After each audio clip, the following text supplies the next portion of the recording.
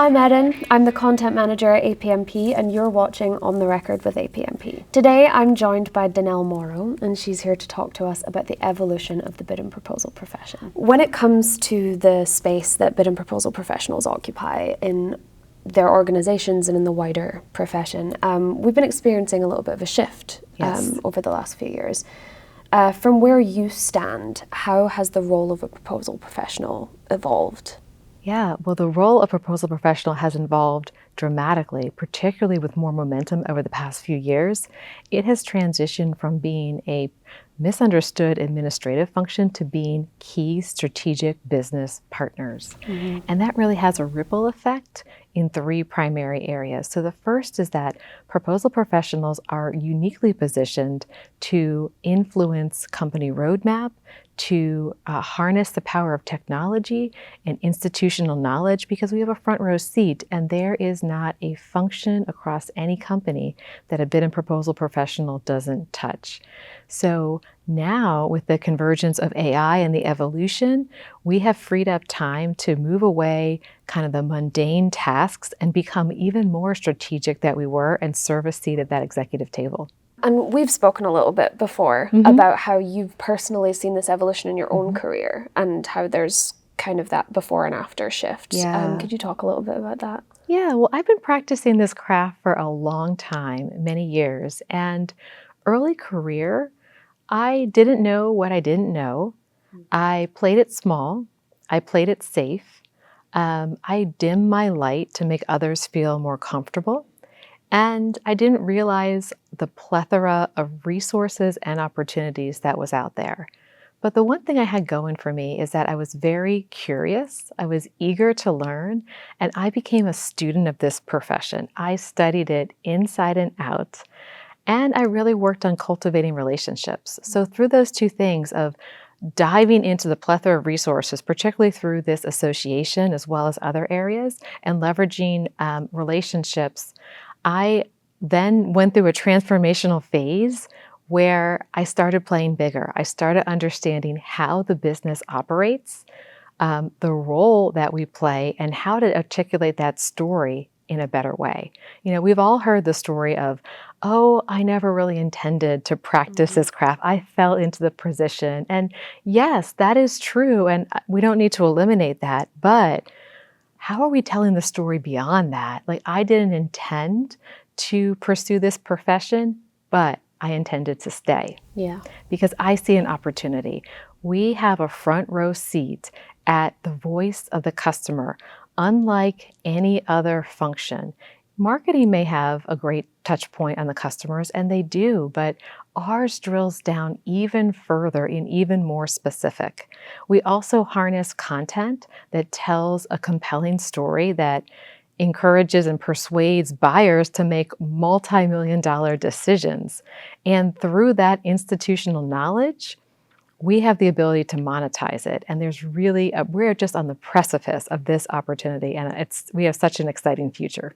Yeah, well, there's been a lot of data recently that's shown how significant bid and proposal professionals are, not only as a strategic function, but as a real revenue driver. Yes, yes. In fact, the data says that bid and proposal professionals, by average, influence about 40% of revenue across any B2B company around the world. That's pretty powerful. The numbers are a little bit smaller and a little bit greater depending on the industry or the size of the scope, but on average, we have direct influence over that, and that's notable. Beyond that, we have the opportunity to cultivate market expansion and harness the lessons learned through proposals to partner with account management and influence product roadmap. So it's really a pretty compelling story that influences every area of an organization. Absolutely. And the issue, I suppose, with a lot of this is that because this evolution's been happening kind of recently, there's a lot of bid and proposal professionals who are doing this really influential work, but don't quite understand that how influential they are. Yes. How do you recommend that they begin to not only become aware of their influence, but begin to use it more proactively? Such a great question. So number one, I would encourage people to remember you already have this skill set. We do it every day. We just do it on behalf of organizations. Now we need to harness that same capability to tell the story of our profession and our seat at the table. And then the second part is that it starts with mindset. So we need to deeply and fully believe that we deserve a seat at the table, and then go ahead and move forward, because that momentum builds. Yeah. And how do we convince executives of our value if they don't already see it? Yeah. Well, I would say speak their language. Tell the story in what matters to them. I'm a big advocate of find the pain. There is pain all over the place. By pain, I mean what's not working well. Where is there an opportunity for growth? Where could there be improvement? If we can align our strategies and our stories to solve pain, there's not a person that wouldn't be compelled by that. Absolutely. And I remember a couple of years ago now, you spoke in Barcelona about something Yes. very similar, and you spoke about data and how data Yes. can really help with Yes. reinforcing those messages and addressing that pain. Yeah, and that's part of the story. So historically, in proposal teams, we tracked data that was really on a micro level, important and relevant. We talked about, we quoted on X amount of opportunities, or we made it to finalists this amount of time, and that's good. However, there's so much more potential, and we need to really harness the data in a way that matters and resonates with C-level suites. So what's going to compel the C-suite? What's going to compel the board of directors?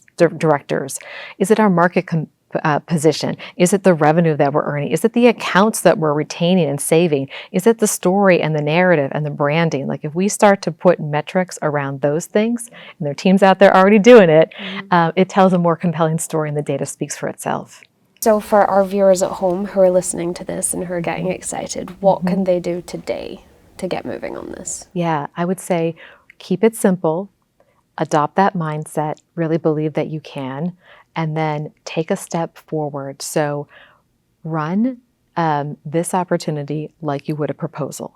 Think of a win theme, how we think of all the compelling points.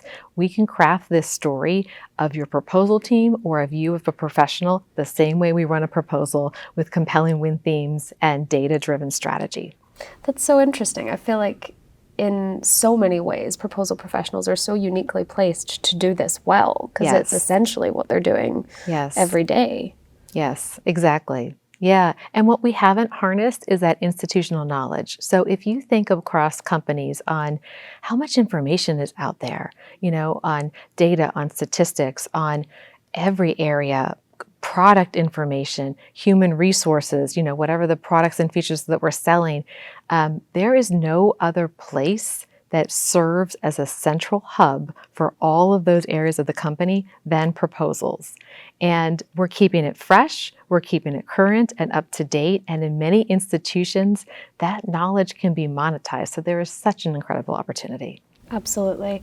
And you are speaking here in Nashville, and your session is called Own Your Destiny. Yes. What does that mean to you in practical terms? Yeah, in really practical terms, you can craft your future. You don't have to sit back and wait for opportunities.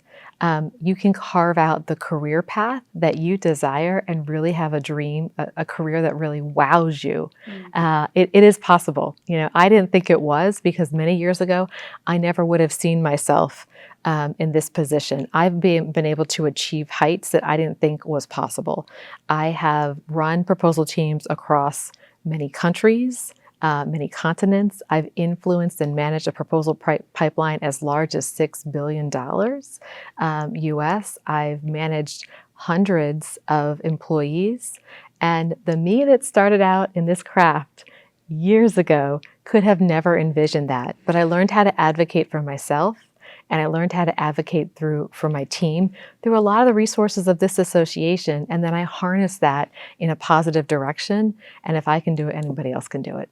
Amazing. Well, on that note, thank you so much for talking with me today, Danelle. It's been a pleasure. It's a pleasure to talk to you. You may notice that on the table in front of you, you have a little golden microphone. This is a keepsake from our very first live recording of On the Record with APMP. I love it. So you are welcome to take that home with you. Thank you so much. So fun.